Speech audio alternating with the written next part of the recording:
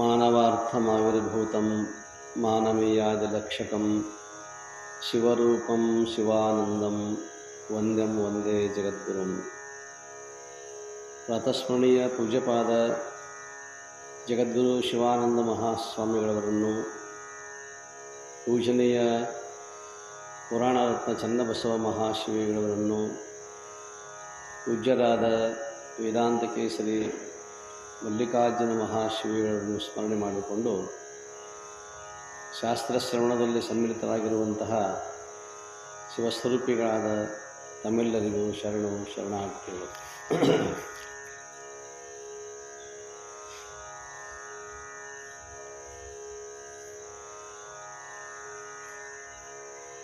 ಭಗವಂತನಿಂದ ಉತ್ಪತ್ತಿಯಾಗಿರುವಂತಹ ಈ ಜೀವ ಪುರುಷ ಪ್ರಯತ್ನಪೂರ್ವಕವಾಗಿ ತನ್ನ ಐಹಿಕ ಸುಖಗಳನ್ನು ಅನೇಕ ತಮ್ಮ ಬೇಡಿಕೆಗಳನ್ನು ಈಡೇರಿಸಿಕೊಳ್ಳಲಿಕ್ಕೆ ಬಹಳಷ್ಟು ಪ್ರಯತ್ನವನ್ನು ಮಾಡ್ತಾರೆ.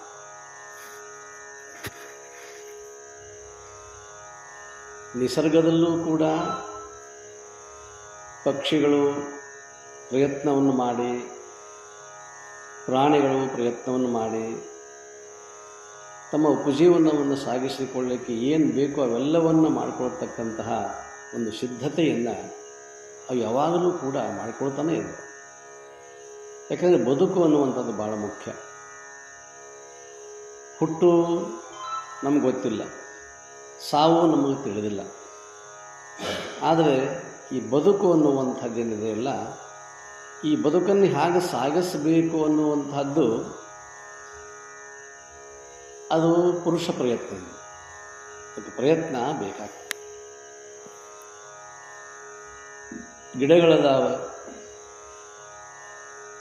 ಮಳೆ ಆಶ್ರಿತವಾಗಿರ್ತಕ್ಕಂಥ ಅನೇಕ ಅರಣ್ಯ ಪ್ರದೇಶ ಅದಾವ. ಮಳೆ ಆದಾಗ ಮಾತ್ರ ಅವುಗಳಿಗೆ ನೀರು. ಮಳೆಯೇ ಆಗದೇ ಇದ್ದರೆ ಅವಕ್ಕೆ ನೀರಿಲ್ಲ. ಮಳೆ ಆಗಿಲ್ಲ ಅಂತ ತಿಳ್ಕೊಂಡು ಅರಣ್ಯದಲ್ಲಿರ್ತಕ್ಕಂಥ ಎಲ್ಲ ಗಿಡಗಳು ಸುಮ್ಮನೆ ಒಂದೇ ಕಡೆ ಇರುವುದಿಲ್ಲ. ಬೇರುಗಳು ಪ್ರಯತ್ನಪೂರ್ವಕವಾಗಿ ಎಲ್ಲೆಲ್ಲಿ ತೇವಾಂಶದ ಅಲ್ಲಿ ತನಕ ಹೋಗ್ತವೆ. ನಮಗೆ ಕಣ್ಣಿಗೆ ಕಾಣೋದಿಲ್ಲ ಅಷ್ಟೇ.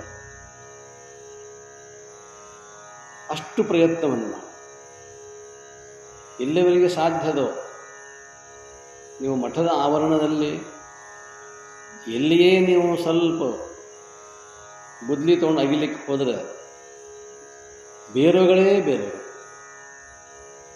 ಕಾರಣ ಅಂದರೆ ಅಷ್ಟು ಗಿಡಗಳದ, ಮರಗಳದ, ಅವಷ್ಟು ಪ್ರಯತ್ನ ಮಾಡ್ತಾರೆ. ಆದರೆ ಅರಣ್ಯದಲ್ಲಿರ್ತಕ್ಕಂತಹ ಆ ಗಿಡಗಳು ಎಷ್ಟು ಸಾಧ್ಯ ಅಲ್ಲಿ ತನ್ನ ಸಣ್ಣ ಪುಟ್ಟ ಆಗಿರ್ತಕ್ಕಂತಹ ಕಂಟಿಗಳು ಮಾತ್ರ ಬದುಕಲಿಕ್ಕೆ ಆಗುವುದಿಲ್ಲ. ಪ್ರಯತ್ನಪೂರ್ವಕವಾಗಿ ಎಷ್ಟು ಸಾಧ್ಯವೋ ಅಷ್ಟು ಬದುಕಲಿಕ್ಕೆ ಪ್ರಯತ್ನ ಮಾಡ್ತಾವೆ. ಅದೇ ರೀತಿಯಾಗಿ ಪಶುಗಳು, ಪಕ್ಷಿಗಳು ದಿನನಿತ್ಯವೂ ಕೂಡ ಹಗಲಾಯಿತು ಅಂತಂದ್ರೆ ನಸಿಕಿನೊಳಗೆ 4 ಗಂಟೆ ಆಗಿರ್ತದೆ, ಕಾಗೆಗಳು ಕೂಗ್ತಿರ್ತಾವೆ, ಕೋಗಿಲೆಗಳು ಕೂಗ್ತಾವೆ, ಎಲ್ಲ ಪಕ್ಷಿಗಳು ಕಲರವವನ್ನು ಉಂಟು ಮಾಡ್ಕೊಳ್ತಾವೆ. ಎದ್ದು ಯಾವಾಗ ಬೆಳಕಾದೀತೋ ನಾವು ಯಾವಾಗ ಆಹಾರಕ್ಕೆ ಹೋದೆವೋ ಅನ್ನುವಂಥ ಪ್ರಯತ್ನದಲ್ಲೇ ಇರ್ತಾರೆ. ಹೀಗೆ ನಮಗೆ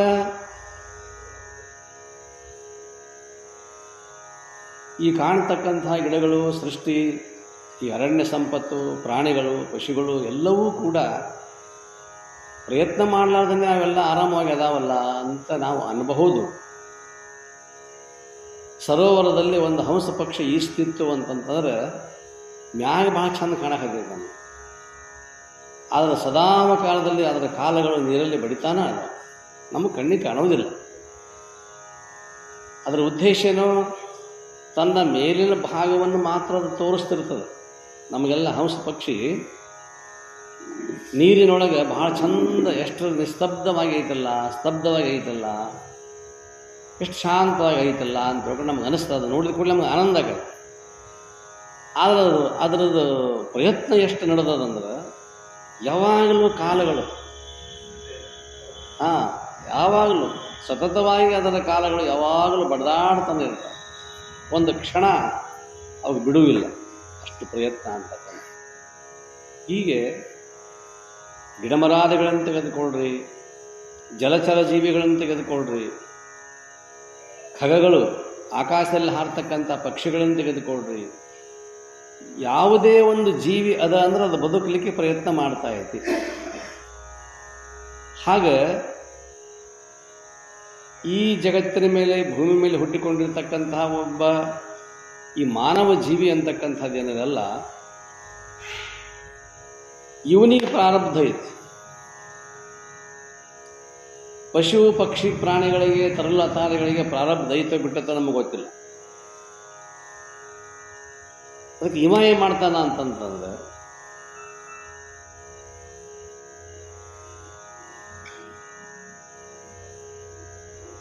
ಆಲಸಿಗಳಾಗಿರ್ತಕ್ಕಂಥವರು ಹೇಳಬಹುದು, ನನ್ನ ಹಣೆ ಬರದಾಗ ಏನಿರ್ತದೆ, ಹುಡಿಸಿದ ದೇವರು ಹುಲ್ಲು ಮೇಸಂಗಿಲ್ಲ, ಯಾವಾಗ ತಂದು ಹಾಕ್ತಾನೆ ಅನ್ಕೋತ ಇವ ಕೂತಂದ್ರೆ ಯಾರು ಹಾಕೋರು? ಪ್ರಾರಬ್ಧ ಐತಲ್ಲ. ನಾ ಪ್ರಯತ್ನ ಮಾಡದೇ ಇದ್ದರೂ ಸಹಿತ ನಾನು ಸಿಗ್ಲಿಕ್ಕಂದ್ರೆ ಏನು ಮಾಡಲಿ? ಅದನ್ನು ಮಾಡೋದು ಬಿಡೋದು ಚಲೋ. ಇಂಥ ಕಂಪ್ನಿನೂ ಐತಿ, ತಮ್ಮ ಹೊಟ್ಟೆ ಉಪಜೀವನಕ್ಕಾಗಿ ತಾವು ಹೊಟ್ಟೆ ತುಂಬಿಕೊಳ್ಳೋ ಸಲುವಾಗಿಯೂ ಸೈಡ್ ಪ್ರಯತ್ನ ಮಾಡಲಾರ್ದಂಥ ಕಂಪನಿ ಇರುವಾಗ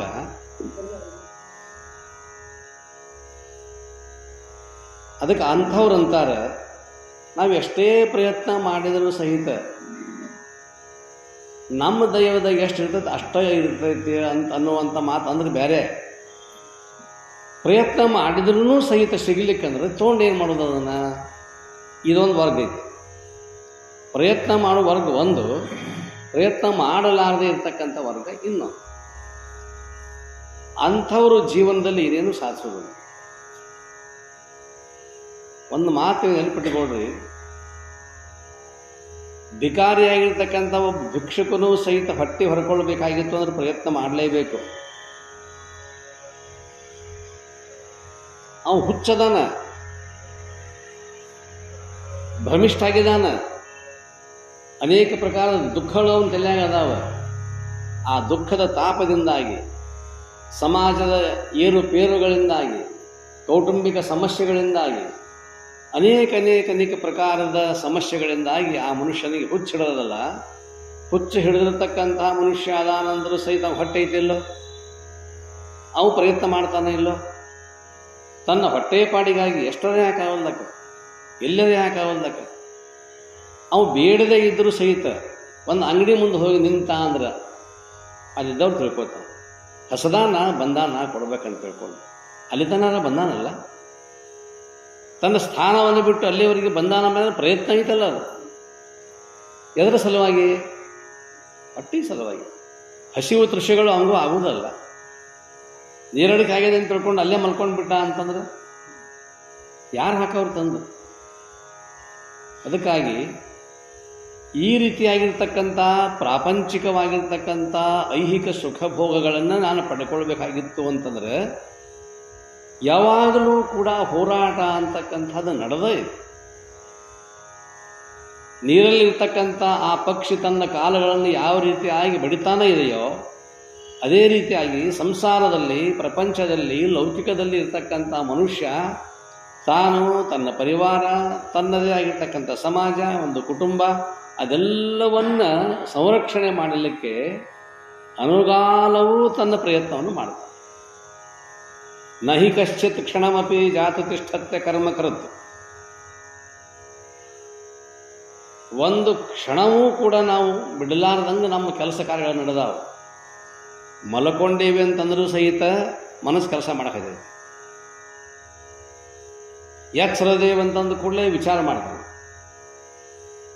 ಮಲ್ಕೊಂಡಾಗಲೂ ಸಹಿತ ದೊಡ್ಡ ನಿದ್ದೆ ಹತ್ತೋದಿಲ್ಲ. ಯಾಕೆ ಹತ್ತೋದಿಲ್ಲ? ಅನೇಕ ಚಿಂತೆಗಳು. ನಾಳೆ ಏನು ಮಾಡಬೇಕು, ಇದರ ಸಮಸ್ಯೆ ಏನು, ಅದರ ಸಮಸ್ಯೆ ಏನು. ಒಂದು ಸಮಸ್ಯೆ, ಒಂದು ಚಿಂತೆಯ ಜೀವನಿಗೆ ಅನೇಕ ಪ್ರಕಾರವಾಗಿರ್ತಕ್ಕಂಥ ಚಿಂತೆಗಳು, ವ್ಯಾಕುಲಗಳು, ದುಃಖಗಳದಾವ. ಒಂದು ಹಿಂದೆ ಒಂದು ನಿಮ್ಗೆ ಹೇಳಿ ನಾನು, ಈ ಮಾನವನ ಜೀವನ ಹೆಂಗದಪ್ಪ ಅಂತಂದ್ರೆ ದೊಡ್ಡ ಜಂಕ್ಷನ್ ಸ್ಟೇಷನ್ ಇದ್ದಂಗೆ. ಜಂಕ್ಷನ್ ಸ್ಟೇಷನ್, ರೈಲ್ವೆ ಸ್ಟೇಷನ್, ಸಾದಾ ಸ್ಟೇಷನ್ ಅಲ್ಲ, ಪರಕಟ್ಟಿ ಸುಲ್ದಾಳ್ ಸ್ಟೇಷನ್ ಅಲ್ಲ ಹೇಳೋದು. ಭಾಳ ದೊಡ್ಡದು ಜಂಕ್ಷನ್ ಅಂತಾರೆ. ಜಂಕ್ಷನ್ ಸ್ಟೇಷನ್ದೊಳಗೆ ಪ್ಲಾಟ್ಫಾರ್ಮ್ಗಳು ಭಾಳ ಇರ್ತಾವೆ. ಅಲ್ಲಿ ಹಿಂಗಿರ್ತದಲ್ಲ, ಒಂದು ಗಾಡಿ ಹೋಗುತ್ತೆ, ಒಂದೊಂದು ಗಾಡಿ ಇದು ಬಿಡ್ತಿರ್ತೈತೆ, ಅದು ಬರ್ತಿರ್ತೈತೆ. ಹಳಿ ಖುಲ್ಲಾ ಇರೋದಿಲ್ಲ, ಅಲ್ಲಿ ಇದನ್ನ ಜಾಗ ಬಿಟ್ಟಿರೋದಿಲ್ಲ, ಹೊರಗಿನ ಸಿಗ್ನಲ್ ಬಿದ್ದಿರಂಗಿಲ್ಲ. ಯಾಕೆ ಸಿಗ್ನಲ್ ಕೊಟ್ಟಿಲ್ಲ ಅಂತಂದ್ರೆ ಈ ಪ್ಲಾಟ್ಫಾರ್ಮ್ ಖುಲ್ಲಾ ಇಲ್ಲ, ಅದಕ್ಕೆ ಹೊರಗೆ ನಿಂದಿರ್ಬೇಕವ. ಯಾವಾಗ ಇದು ಬಿಡ್ತತಿ ಅವಾಗ ಅದು ಬರ್ತದೆ.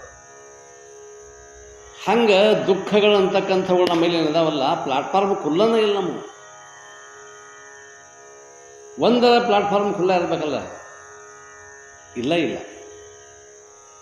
ಹೆಂಗದಾವ ಅಂತಂದ್ರೆ ಗಾಡಿ ನಿಲ್ಲಕ್ಕೆ ಜಾಗ ಇಲ್ಲ, ಇದು ಬಿಡುತನ ಅಂತ ತಗೊಂಡು ಅದು ಹೊರಗೆ ನಿಂತತಿ.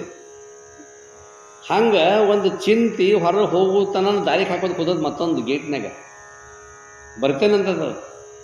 ನಮಗೆ ಸಿಗ್ನಲ್ ಈಗ ಸದ್ಯ ಇಲ್ಲ, ಒಳಗೆ ಬರಾಕಿನ ಸಿಗ್ನಲ್ ಇಲ್ಲ. ಯಾವಾಗ ಸಿಗ್ನಲ್ ಐತಿ ಇದು ಖುಲ್ಲ ಆಗಬೇಕು.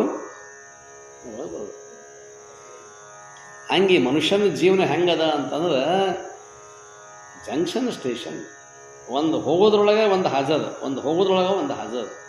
ಹಿಂಗಿದ್ದಾಗ ನೀವು ಪ್ರಯತ್ನ ಮಾಡಲಾರ್ದ ನಾನು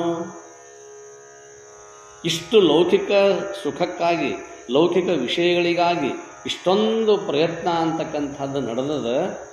ಎಲ್ಲಿವರೆಗೆ ಹೋರಾಟ ಇದು? ಜೀವ ಇರುವವರೆಗೆ, ತಾಕತ್ತು ಇರುವವರೆಗೆ.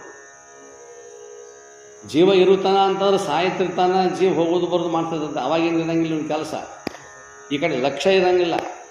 ಯಾರು ಏನು ಬಂದರು ಹಾದರು ಬಿಟ್ಟರು ಏನೂ ಇಲ್ಲ.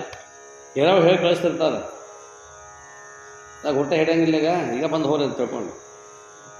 ಮತ್ತು ಗುರ್ತ ಹಿಡಿಯೋದಾಗ ಬಂದೇನು ಮಾಡೋದು? ಹೋದ್ಮೇಲೆ ಬರಕ್ಕೆ ಬರ್ತದಲ್ಲ.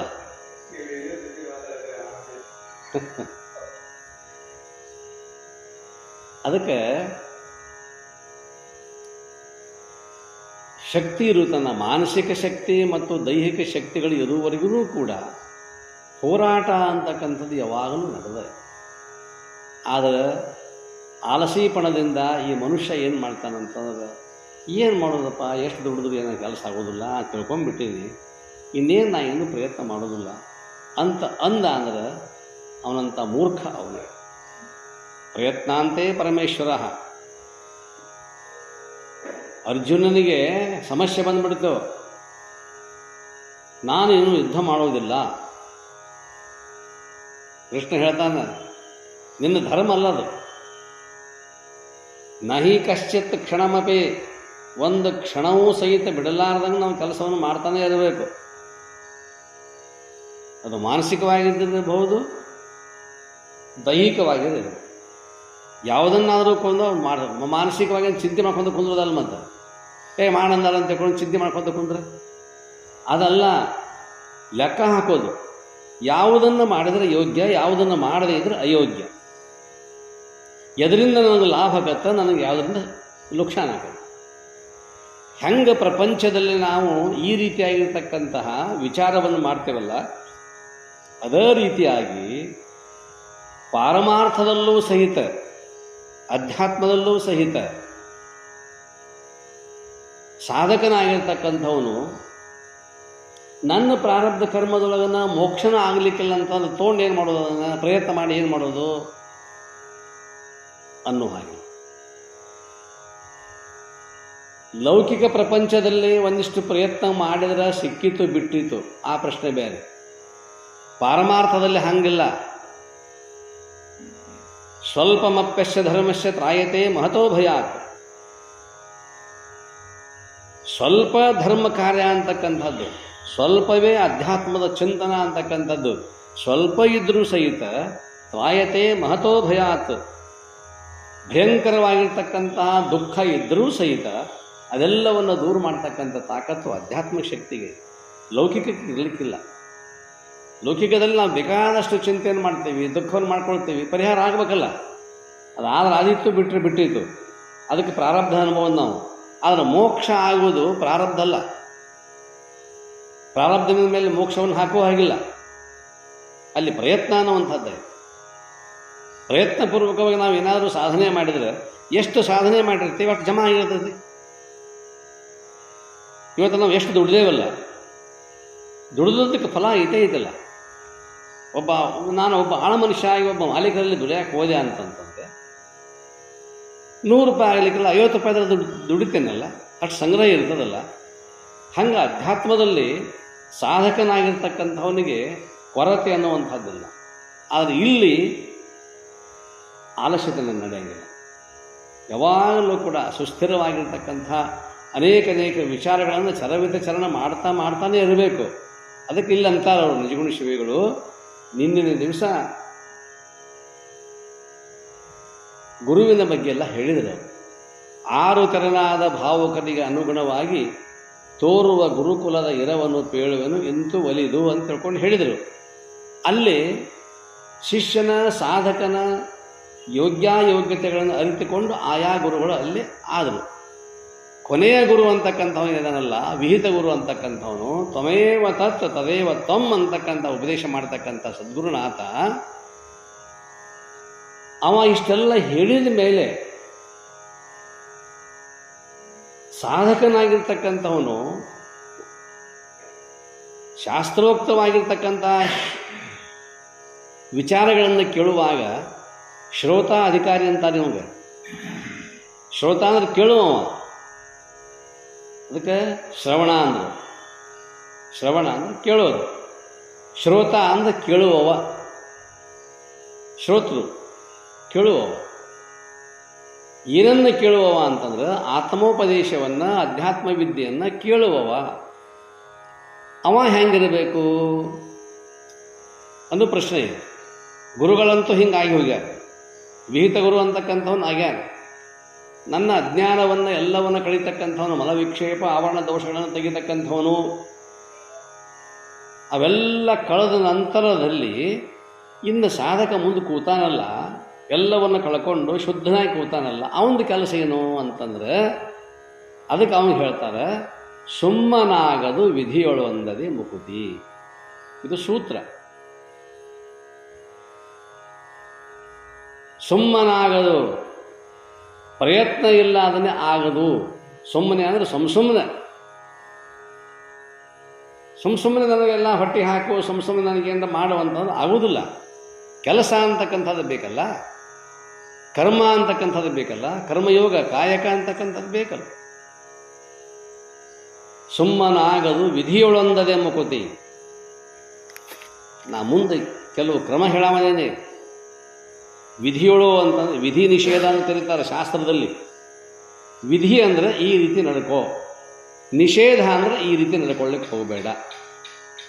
ಇಲ್ಲಿ ಅವರು ವಿಧಿಯನ್ನು ಅಷ್ಟೇ ಹೇಳ್ತಾರೆ, ಹಿಂಗ ನಡೀಬೇಕಂತ ಹೇಳ್ತಾರೆ, ನಿಷೇಧ ಹೇಳಂಗಿಲ್ಲ. ಈಗ ಅವರು ನಿಷೇಧ ಏನಾಗಬೇಕೆಲ್ಲ ಆಗೈತಿ. ಈಗ ವಿಧಿ ಅಂತಕ್ಕಂಥದ್ದು, ವಿಧಿ ಅಂತಂದ್ರೆ ಮತ್ತು ನೀವು ಹಿಂಗೆ ತಿಳ್ಕೋಬಾರ್ದು, ನಮ್ಮ ವಿಧಿ ಅಲ್ಲ. ಈ ಸಂದರ್ಭದಲ್ಲಿ ಆ ವಿಧಿ ಅಲ್ಲ. ಇಲ್ಲಿ ವಿಧಿ ಅಂತಂದ್ರೆ ನಾನು ಮುಂದೆ ಹೇಳ್ತಕ್ಕಂಥ ಸಾಧನೆಗಳು. ನಾನು ಕೆಲವೊಂದು ಸಾಧನೆಗಳನ್ನು ಹೇಳ್ತೇನೆ. ನಾ ಹೇಳ್ತಕ್ಕಂಥ ವಿಧಾನದಿಂದ ಮುಂದೆ ಸಾಗಬೇಕು. ನಿನ್ನದೇ ಆಗಿರ್ತಕ್ಕಂತಹ ಮಾರ್ಗವನ್ನು ನೀನು ಹಾಕ್ಕೊಳ್ಳೋಂಗಿಲ್ಲ. ಗುರುಮಾರ್ಗ ಅಂತಕ್ಕಂಥದ್ದೈತಿ. ಗುರು ನಡೆದಿರತಕ್ಕಂತಹ ಅನುಭವಿಸಿರ್ತಕ್ಕಂಥ ಕೆಲವು ವಿಚಾರಗಳಿದಾವ. ಆ ವಿಚಾರಗಳನ್ನು, ಅನುಭವಗಳನ್ನು ನಿನಗೆ ನಾನು ಉಪದೇಶ ಮಾಡ್ತೀನಿ. ಆದರೆ ನೀನು ನಾನು ಹೇಳಿದಂಗೆ ಮುಂದೆ ಕೇಳಬೇಕು. ಯಾವ ಗುರು? ವಿಹಿತ ಗುರು. ದಾರಿ ತಪ್ಪಿಸೋ ಗುರು ಅಲ್ಲ. ಶಿಷ್ಯನನ್ನು, ಸಾಧಕನನ್ನು ಸಂಪೂರ್ಣವಾಗಿ ಒಂದು ದಾರಿ ತಪ್ಪಿಸಿ ನುಗ್ಗು ಮಾಡಬೇಕನ್ನುವಂಥ ವಿಚಾರ ವಿಹಿತ ಗುರುವಿಗೆ ಯಾವಾಗೂ ಇಲ್ಲ. ಅವನಿಗೇನು ಸಾಧಕ, ಈ ಜೀವ ಉದ್ಧಾರ ಆಗಬೇಕು, ನಾನಾಗಿದ್ದೇನೆ, ಇವನು ಆಗಬೇಕು ಅನ್ನುವಂಥ ಒಂದು ಕಳಕಳಿ ಅಂತಕ್ಕಂಥದ್ದು ಗುರುವಿಗೆ ಇದ್ದದ್ದರಿಂದ ಹಿತವನ್ನೇ ಉಂಟು ಮಾಡ್ತಕ್ಕಂಥವನು. ಅದಕ್ಕೆ ವಿಹಿತ ಗುರು ಅಂತಂದರು. ಆ ವಿಹಿತ ಗುರುವಿನ ಆಶ್ರಯ ಮಾಡಿಕೊಂಡಿರ್ತಕ್ಕಂಥ ಶಿಷ್ಯನಿಗೆ ಹೇಳ್ತಾರೆ, ಸುಮ್ಮನಾಗದು ವಿಧಿಯೊಳೊಂದದೆ ಮುಕುತಿ. ಸುಮ್ಮನಾಗೋದಿಲ್ಲ, ನಾ ಹೇಳಿದಾಗ ನೀ ಪ್ರಯತ್ನ ಮಾಡಬೇಕು. ಅದರ ತಾತ್ಪರ್ಯ ಯಾಕಂತಂತಂದ್ರೆ, ನಾ ಹೇಳಿದಂಗೆ ನೀ ಪ್ರಯತ್ನ ಮಾಡಿದಿ ಅಂತಂದ.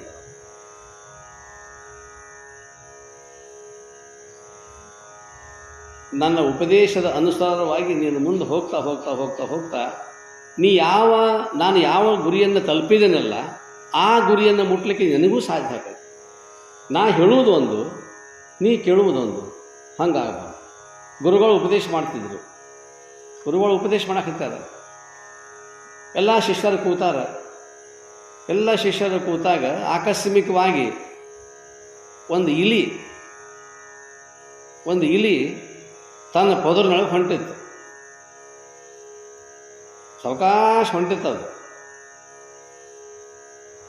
ಅದು ಗುರುಗಳು ನೋಡಿಲ್ಲ, ಉಳಿದು ಯಾವ ಶಿಷ್ಯರು ನೋಡಿಲ್ಲ. ಒಬ್ಬ ನೋಡ್ಯಾನ. ಅವನ ಮನಸ್ಸು ಚಂಚಲ ಅಲ್ಲ, ಚಂಚಲ ವೃತ್ತಿ. ಆ ಹುಡುಗ, ಆ ಸಾಧಕ ನೋಡಿದ. ಕೊನೆಗೆ ಉಪಸಂಹಾರ ಮಾಡುವ ಕಾಲದೊಳಗೆ, ಶಾಸ್ತ್ರವನ್ನು ಉಪಸಂಹಾರ ಮಾಡುವ ಕಾಲದೊಳಗೆ ಇಲಿತನ ಅಂತ ಬಂತಪ್ಪ ವಿಷಯ. ಅನ್ನಂಗೆ ಎಲ್ಲಿತನ ಬಂತು?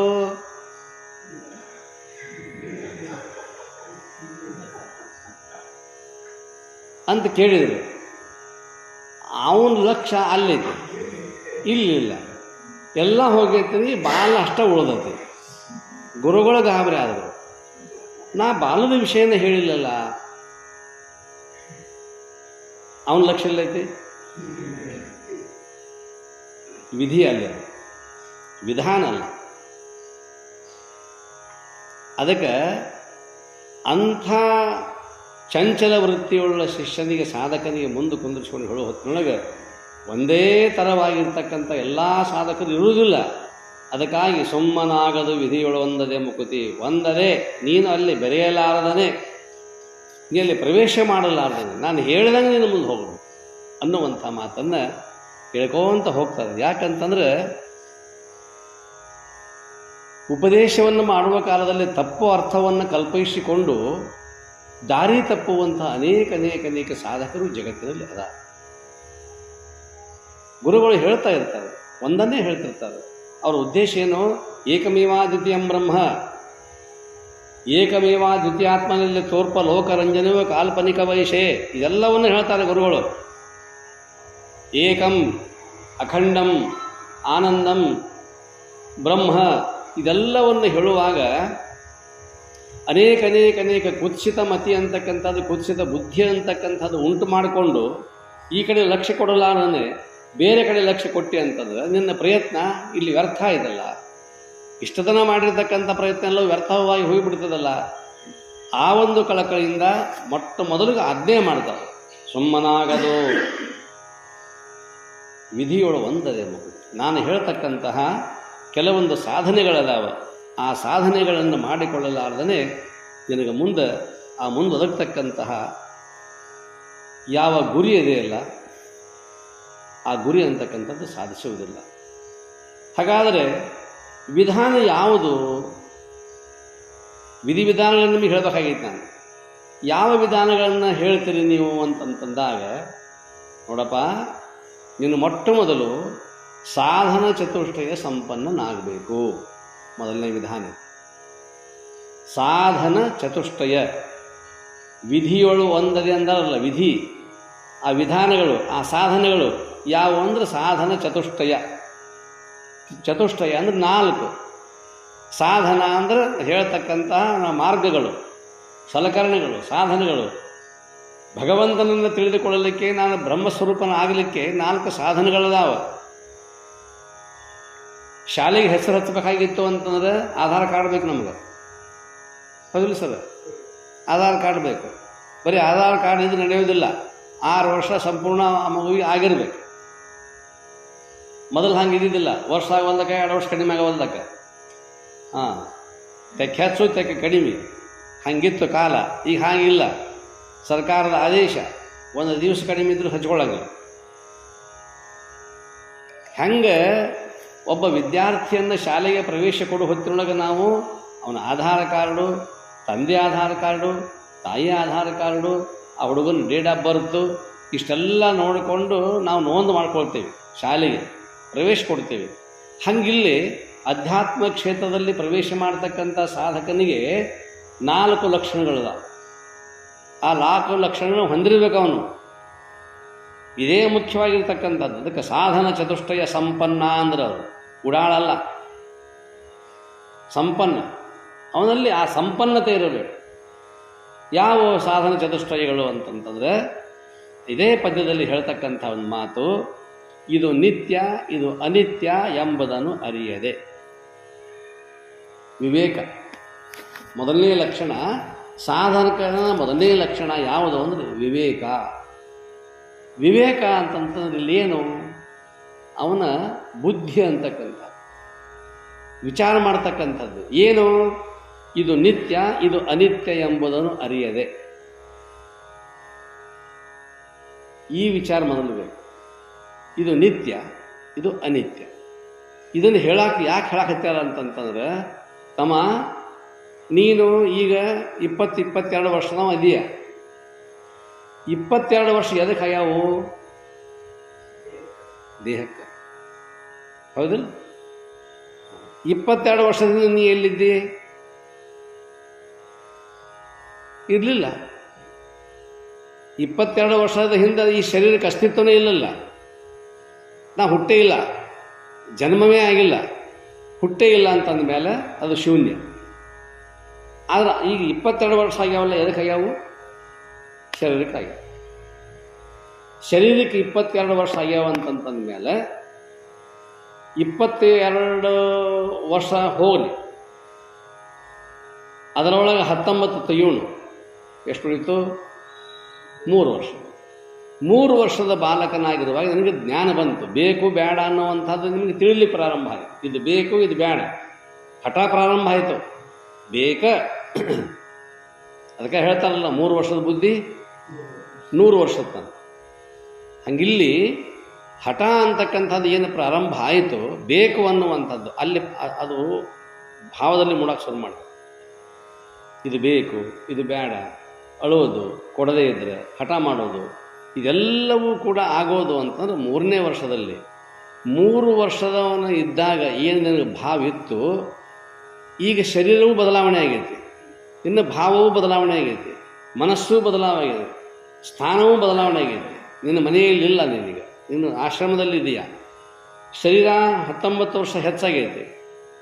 ಆಗಿರ್ತಕ್ಕಂತಹ ಭಾವಗಳೇ ಬೇರೆ, ಆ ಭಾವನೆಗಳೇ ಬೇರೆ, ಈಗಿರ್ತಕ್ಕಂತಹ ಭಾವನೆಗಳೇ ಬೇರೆ. ಆಗ ಇರುವಂಥ ಶರೀರ ಸತ್ಯವೋ ನಿತ್ಯವೋ, ಈಗಿರುವಂಥ ಶರೀರ ನಿತ್ಯವೋ? ಇದು ವಿಚಾರ. ಆಗಿರ್ತಕ್ಕಂಥ ಶರೀರ ಈಗೈತನ್ರಿ? ಇಲ್ಲ. ಇದು ನಿತ್ಯ ಇದು ಅನಿತ್ಯ ಎಂಬುದನ್ನು ಅರಿಯದೆ ಹಿಂಗೆ ವಿಚಾರ ಮಾಡ್ಕೊಳ್ತಕ್ಕಂಥ ಶಕ್ತಿ ಇರದೇ ಇದ್ರೆ ಏನು ಮಾಡೋದು? ಯಾವ ವಿವೇಕ ಅಂತಕ್ಕಂಥದ್ದಲ್ಲ, ಅದು ಇದನ್ನು ಕೆಲಸ ಮಾಡೋದು. ಏನು ವಿವೇಕ ಅಂದರೆ ಬುದ್ಧಿ ಕೆಲಸ ಮಾಡ್ತದೆ. ಇದು ಸತ್ಯ ಇದು ಅಸತ್ಯ, ಇದು ನಿತ್ಯ ಇದು ಅನಿತ್ಯ ಅನ್ನುವಂಥದ್ದನ್ನು ಯಾವುದು ವಿಚಾರ ಮಾಡುತ್ತದೆಯೋ ಅಂಥ ವಿವೇಕ ಅನ್ನುವಂಥದ್ದು. ಆ ಶರೀರ ಬೇರೆ, ಆ ಕಾಲದಲ್ಲಿ ಭಾವನೆ ಬೇರೆ, ಈ ಶರೀರ ಬೇರೆ, ಈ ಶರೀರದ ಈ ಸದ್ಯಕ್ಕಿರ್ತಕ್ಕಂಥ ಭಾವನೆ ಬೇರೆ. ಆಗ ವಸ್ತುಗಳು ಬೇಕಾಗಿದ್ದು ಅವನಿಗೆ, ಈಗ ವಸ್ತುಗಳು ಬೇಕಾಗಿಲ್ಲ. ಇಲ್ಲೇನು ಬೇಕಾಗಿತ್ತು? ಅಲ್ಲಿ ವಸ್ತು ಇತ್ತು, ಇಲ್ಲಿ ವಸ್ತು ಅದ. ಅಲ್ಲಿ ಲೌಕಿಕ ವಸ್ತು, ಇಲ್ಲಿ ಪರವಸ್ತು. ಪರವಸ್ತು ಅಂದರೆ ಪರಬ್ರಹ್ಮ ವಸ್ತು, ಅದು ಕಣ್ಣಿಗೆ ಕಾಣುವುದಿಲ್ಲ. ಕಾಣುವ ವಸ್ತುಗಳಿಗಾಗಿ ಹಠ ಮಾಡಿಕೊಂಡು ಇಸ್ಕೊಂಡ ತಂದೆ ತಾಯಿಗಳ ಕಡೆಯಿಂದ. ಇಲ್ಲಿ ಗುರುವಿನ ಮೂಲಕವಾಗಿ ಪರಬ್ರಹ್ಮ ವಸ್ತುವನ್ನು ಅರಿತುಕೊಂಡು ನಾನು ಕೃತಾರ್ಥನಾಗಬೇಕಂತಕ್ಕಂಥ ಭಾವ ಇಲ್ಲಿ ಬಂದದ್ದರಿಂದ ಅಲ್ಲಿ ಭಾವ ಇಲ್ಲಿಲ್ಲ, ಇಲ್ಲಿ ಭಾವ ಅಲ್ಲಿಲ್ಲ. ಆಗಿರೋ ದೇಹ ಈಗಿಲ್ಲ, ಈಗಿರೋ ದೇಹ ಅಲ್ಲಿ ಇರಲಿಲ್ಲ, ಹೋಗಲಿ. ಈಗಿರೋ ದೇಹ ಇದು ಶಾಶ್ವತವಾಗಿ ಹಿಂಗೆ ಇರ್ತದನೋ? ಇಲ್ಲ, ಮತ್ತೆ ಬದಲಾವಣೆ ಆಕೈತೆ.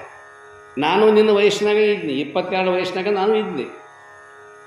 ಈಗ ನನಗೀಗ 60, 70, 80 ಈ ವಯಸ್ಸಿನಾಗ ನಾನು ಇದ್ದೇನೆ.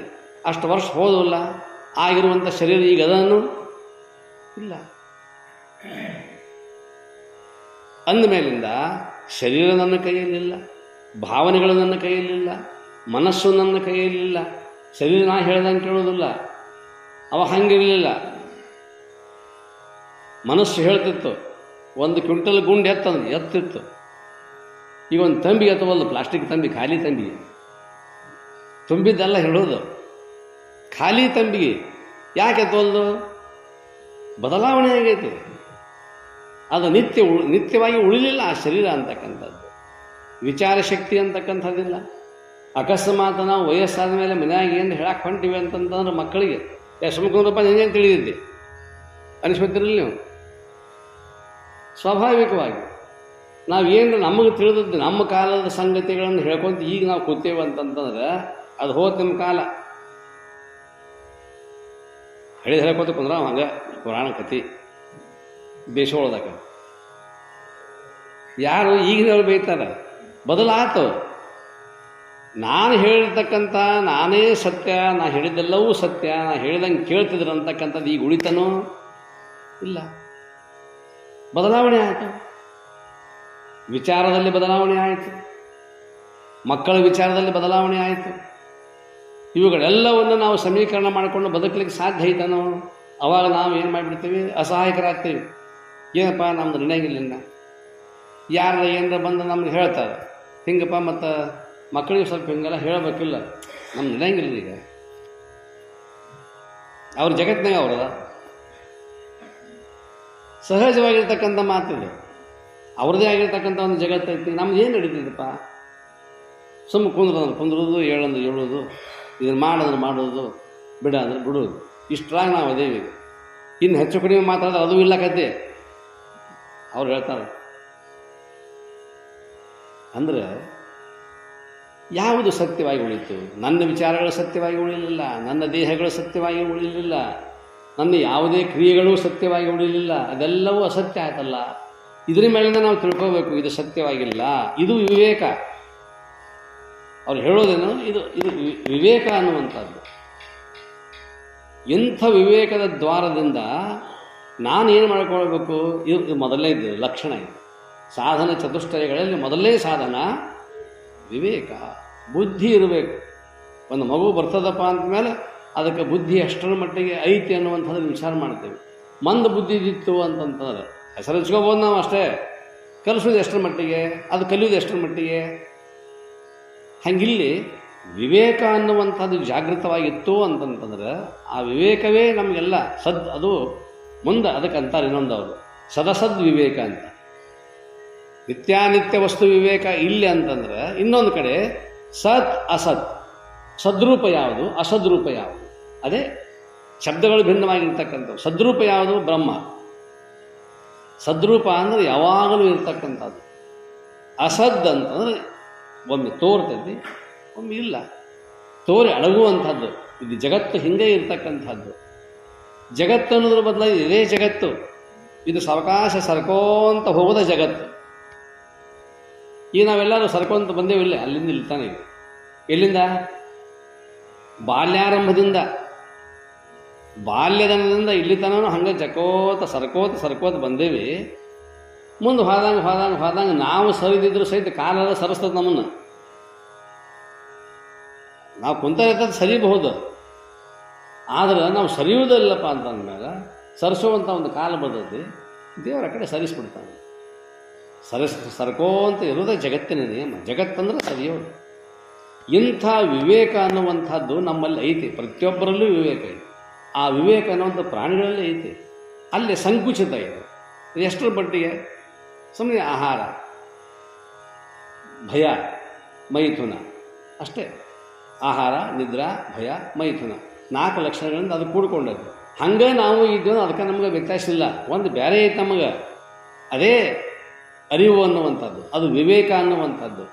ಅಂಥ ವಿವೇಕವನ್ನು ನಾನು ಉಪಯೋಗ ಮಾಡಿಕೊಂಡು ನಾನು ಯಾವುದು ಸತ್ಯ ವಸ್ತು ಅನ್ನುವಂಥದ್ದನ್ನು ಅರಿಲಿಕ್ಕೆ ಪ್ರಯತ್ನ ಮಾಡ್ತಕ್ಕಂಥದ್ದೇನದಲ್ಲ, ಇದಕ್ಕೆ ವಿವೇಕ ಅಂತ ಕರೀತಾರೆ.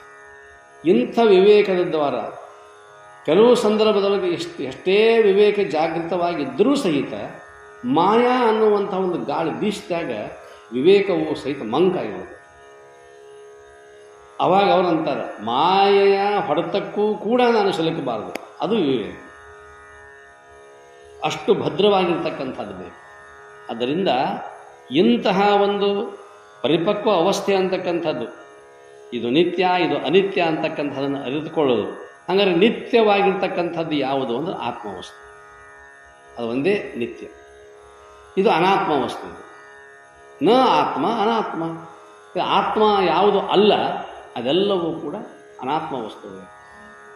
ಅದಕ್ಕಾಗಿ ತೋರ್ತಕ್ಕಂಥ ಈ ಶರೀರ ಅಂತಕ್ಕಂಥದ್ದು, ತೋರುವ ಈ ರೂಪ ಅನ್ನುವಂಥದ್ದು, ಈ ನಮ್ಮ ಇಟ್ಕೊಂಡಿರ್ತಕ್ಕಂಥ ನಾಮ ರೂಪ ಕ್ರಿಯೆ ಅದಾವು ಒಂದು ವಸ್ತುವಿಗೆ. ಅದನ್ನು ನೀವು ನೆನಪಿಟ್ಕೊಳ್ಬೇಕು. ನಾಮ ಇದಕ್ಕೊಂದು ಹೆಸರು ಐತೆ. ನಾಮಕ್ಕೆ ತಕ್ಕಂಗೆ ಒಂದು ರೂಪ ಐತೆ. ಮಲ್ಲಪ್ಪ ಅಂದ ಕೂಡಲೇ ಕಲ್ಲಪ್ಪ ಆಗೋದಿಲ್ಲ. ಬಾರಿ ಗಿಡದ ಮಲ್ಲಪ್ಪ ಅಂದ ಕೂಡಲೇ ಯಾರು ಬರ್ತಾರೆ ನಮ್ಮ ಕಣ್ಣೆದುರಿಗೆ? ಅವರೇ ಬರ್ತಾರೆ. ಆ ಚಿತ್ರ, ಅವ್ರದ್ದೇ ಆಗಿರ್ತಕ್ಕಂಥ ಒಂದು ನೋಟ, ಆ ವಯಸ್ಸು, ಆ ಆಕಾರ, ಆ ಡ್ರೆಸ್ಸು, ಇದೆಲ್ಲ ನಾಮ ರೂಪ. ಅವರ ಕ್ರಿಯೆಗಳೇನು? ಒಕ್ಕಲ್ತನ ಮಾಡ್ತಾರೆ, ಕೃಷಿ ಕಾಯಕ ಮಾಡ್ತಾರೆ. ಹುಲಿಯಪ್ಪ ಅವ್ರೇನು ಮಾಡ್ತಾರೆ? ಒಕ್ಕಲ್ತನ ಮಾಡಿಸ್ತಾರೆ. ಅವ್ರು ಮಾಡ್ತಾರ? ಇಲ್ಲ. ಮೊದಲೇನಿದ್ರು ಸಾಹೇಬರಿದ್ರು, ಈಗೇನಾರ ನಿವೃತ್ತಿ ಸಾಹೇಬರು. ಅದು ನಿವೃತ್ತಿ ಆಗ್ಯಾರ. ಹುಲಿಯಪ್ಪ ಅಂದ ಕೂಡಲೇ ಹುಲಿಯಪ್ಪನ ರೂಪ, ಆ ನಾಮ, ಆ ಕ್ರಿಯೆ ಬಂತು. ಮಲ್ಲಪ್ಪ ಅಂದ ಕೂಡಲೇ ಆ ನಾಮ, ಆ ರೂಪ, ಆ ಕ್ರಿಯೆ ಅಂತಕ್ಕಂಥದ್ದು ಬಂತು. ಹಂಗೆ ನಾಮಕ್ಕೆ ತಕ್ಕಂಗೆ ರೂಪ, ರೂಪಕ್ಕೆ ತಕ್ಕಂಗೆ ಕ್ರಿಯೆಗಳು. ಇವು ಹೊರಗಿರ್ತಕ್ಕಂಥ ವಸ್ತುಗಳು ಅಷ್ಟೇ. ಆದರೆ ವಿವೇಕಕ್ಕೆ ಅದಕ್ಕೆ ನಾಮವೂ ಇಲ್ಲ, ರೂಪವೂ ಇಲ್ಲ, ಕ್ರಿಯೆಯೂ ಇಲ್ಲ. ನಾಮ ರೂಪ ಕ್ರಿಯಾಕಲಾಪ ವಿರಾಮನು. ಬ್ರಹ್ಮ ವಸ್ತುವಿಗೆ ನಾಮವಿಲ್ಲ, ನಾವು ಇಟ್ಕೊಂಡೇವೆ ಅಷ್ಟೇ. ನಾವಿಟ್ಟ ಹೆಸರದು. ನಮಗೆ ನಿಲುಕಬೇಕಾದ್ರು ಆ ಶಬ್ದ ಬ್ರಹ್ಮ ಅಂದ್ರೆ ಭಾಳ ದೊಡ್ಡದಾಗಿರ್ತಕ್ಕಂಥದ್ದಪ್ಪ ಅಂತ ಇಟ್ಕೊಂಡೇವೆ ನಾವು. ಬ್ರಹ್ಮ ಆ ವಸ್ತುವಿಗೆ ಆಕಾರ ಇಲ್ಲ, ರೂಪ ಇಲ್ಲ, ಕ್ರಿಯೆಯೂ ಅದಕ್ಕಿಲ್ಲ. ಹಂಗಾರೆ ಜಗತ್ತು ಹೆಂಗಾಯ್ತು? ಜಗತ್ತಾಗಬೇಕಾಗಿರ್ತಕ್ಕಂಥದ್ದು ಆ ಪರಬ್ರಹ್ಮ ವಸ್ತುವಿನಿಂದ ಅದರಲ್ಲಿ ಆಶ್ರಯ ಮಾಡಿಕೊಂಡಿರ್ತಕ್ಕಂಥ ಮಾಯಾ ಅಂತಕ್ಕಂಥದ್ದೈತಿ. ಮಾಯಾ ಉಪಹಿತ ಚೈತನ್ಯ ಅಂತಕ್ಕಂಥದ್ದೈತಿ. ಅದರಿಂದ ಜಗತ್ತಿನ ಉತ್ಪತ್ತಿ ಆಗೈತಿ. ಪುರುಷ ಆರಾಮದಾನವ, ಶಿವ ಪರಮಾತ್ಮ ಆರಾಮಿದ್ದ. ಅವನಿಗೇನು ಯಾವುದು ಏನೇನು ಚಿಂತೆ ಇರಲಿಲ್ಲ. ಮುಂದೆ ಬಂದವಳು ಯಾರು ಅಂತ ಕೇಳಿದರೆ ಪಾರ್ವತಿ. ಪಾರ್ವತಿ ಬಂದ ನಂತರದಲ್ಲಿ ಶಿವನಿಗೆ ಒಂದಿಷ್ಟು ಸಹಕಾರಿಯಾಯಿತು. ಈ ಪ್ರಪಂಚವನ್ನು ಜಗತ್ತನ್ನು ನಿರ್ಮಾಣ ಮಾಡು. ಜಗತ್ತು ಈ ಶಿವಶಕ್ತಿಯರ ಸಂಪುಟ ಅಂತಕ್ಕಂಥದ್ದು. ಹಾಗೆ ಇಲ್ಲಿ ವಿವೇಕ ಅನ್ನುವಂಥದ್ದು ಏನಿದಲ್ಲ, ಸತ್ಯ ವಸ್ತುವನ್ನು, ಅಸತ್ಯ ವಸ್ತುವನ್ನು, ನಿತ್ಯ ವಸ್ತುವನ್ನು, ಅನಿತ್ಯ ವಸ್ತುವನ್ನು ಯಾವಾಗಲೂ ಕೂಡ ಆ ಜಾಗೃತಿಯಿಂದ ಅದನ್ನು ಅರಿತಕ್ಕಂಥದ್ದೇನಿದಲ್ಲ, ಅದಕ್ಕೆ ವಿವೇಕ ವಿವೇಕ ಅಂತ ಕರೀತಾರೆ. ಇಂತಹ ಈ ವಿವೇಕ ಅನ್ನುವಂಥ ಒಂದು ಭದ್ರವಾದ ಬುನಾದಿ ಇದ್ದರೆ ಮುಂದಿನ ಮೂರು ಉಳಿತಾವೆ. ಮುಂದೆ ವೈರಾಗ್ಯ ಇದೆ, ಶಮಾದ ಷಟ್ ಸಂಪತ್ತ ಇದೆ, ಮುಮುಕ್ಷತ್ವ ಅಂತ, ಅವು ಮೂರದಾವು. ಆದರೆ ಈ ವಿವೇಕ ಅನ್ನುವಂಥದ್ದನ್ನೇ ಮೊದಲು ಉಳಿಲಿಲ್ಲ ಅಂತಂದರೆ, ಬುದ್ಧಿನೇ ಇರದಿದ್ದರೆ ಮುಂದಿರ್ತಕ್ಕಂಥವು ಯಾವುಗಳು ಸಾಧಿಸೋದು. ಪಾಯಾಭದ್ರತೆ ಅಂತಕ್ಕಂಥದ್ದು ಭಾಳ ಮುಖ್ಯವಾಗಿರ್ತಕ್ಕಂಥದ್ದು. ಆ ಪಾಯ ಭದ್ರವಾಗಿತ್ತು ಅಂತಂತಂದರೆ ನಾವು ಮಾಡ್ತಕ್ಕಂಥ ಮ್ಯಾಗಿರ್ತಕ್ಕಂಥ ಕಟ್ಟಡ ಬೇಕಾದಷ್ಟು ಮೊದಲು ಕಟ್ಟಬಹುದು. ಪಾಯ ಹಾಕೋ ಹೊತ್ತಿನಾಗ ಎಷ್ಟು ಮೊದಲು ಕಟ್ಟಡ ಕಟ್ಟಿಸ್ತಾರೆ ಅಂತ ಇಂಜಿನಿಯರ್ ಕೇಳ್ತಾರೆ. ಅದರ ಮೇಲಿಂದ ನಿಮ್ಗೆ ಇಷ್ಟು MM ರಾಡು, ಇಷ್ಟು MM ಸ್ಟೀಲ್. ಹಂಗೆ ಅಲ್ಲಿ ಒಬ್ಬ ಇಂಜಿನಿಯರ್ ಆಗಿರ್ತಕ್ಕಂಥವನು ಅದನ್ನು ಭದ್ರ ಬುನಾದಿ ಹಾಕುವಾಗ ಯಾವ ರೀತಿಯಾಗಿರ್ತಕ್ಕಂಥ ಎಸ್ಟಿಮೇಟ್ ಮಾಡ್ತಾನಲ್ಲ, ಹಾಗೆ ಸದ್ಗುರುನಾಥ ಅಂತಕ್ಕಂಥವನು ನಮ್ಮ ಭದ್ರ ಬುನಾದಿಯನ್ನು ಹಾಕಲಿಕ್ಕೆ ವಿವೇಕ ಅನ್ನುವಂಥದ್ದು ಮೊಟ್ಟ ಮೊದಲು ಪಾಯಾಭರಣಿ. ಅದು ಆ ಪಾಯ ಅಂತಕ್ಕಂಥದ್ದು ಅಭದ್ರವಾಗಿತ್ತು ಅಂತಂದ್ರೆ ಮುಂದಿನ ಯಾವ ಸಲಕರಣೆಗಳೂ ಉಪಯೋಗ ಬರೋದಿಲ್ಲ. ಮನೆ ಬಿದ್ದು ಹೋಗಿಬಿಡ್ತದೆ ಕೆಲವೇ ದಿವಸದಾಗ. ಹಂಗೆ ಸಾಧಕನ ಆ ವಿವೇಕ ಅಂತಕ್ಕಂಥದ್ದು ಜಾಗೃತವಾಗಿತ್ತು ಅಂತಂತಂದ್ರೆ ಅವನ ಜೀವನ ಅಂತಕ್ಕಂಥದ್ದು ಧನ್ಯ ಆಗಲಿಕ್ಕೆ ಸಾಧ್ಯದ. ಅದರಿಂದ ಇದು ಒಂದು ಆಗಿರ್ತಕ್ಕಂಥದ್ದು ವಿವೇಕ ಅಂತ. ವಿವೇಕ ಜಾಗೃತಿಯನ್ನು ಮಾಡಿಕೊಂಡು ನಾವು ಮುಂದಿನ ಮೂರು ವಿಷಯಗಳನ್ನು ನಾವು ನೋಡಬೇಕಾಗೈತಿ. ಇನ್ನು ವೈರಾಗ್ಯ, ಶಮಾದ ಷಟ್ ಸಂಪತ್ತು ಮುಮುಕ್ಷತ್ವ. ನಾಳೆ ಜಯ ಮಂಗಲಂ ಜಯ ನಮಃ ಪಾರ್ವತಿ ಪತೆ ಶಿವ ಹರ ಹರ ಮಹಾದೇವ.